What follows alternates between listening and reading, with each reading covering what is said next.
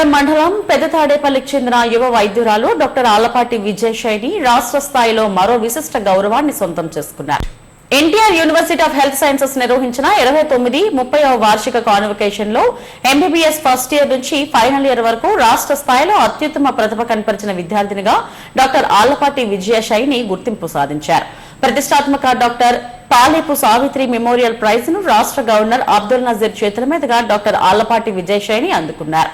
AMG hospital director doctor Sri Narasimhan, Apollo hospitals director doctor PC Rath, NTR health university VC doctor P చంద్రశేఖర్లు ఈ అవార్డును ప్రదానం చేశారు.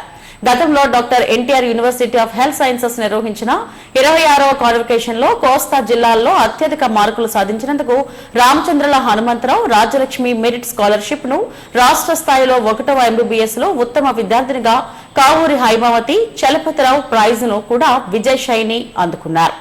తాజాగా doctor Palepu Savitri memorial prize ను కూడా అందుకుని అరుదైన ఘనతను సొంతం చేసుకున్నారు.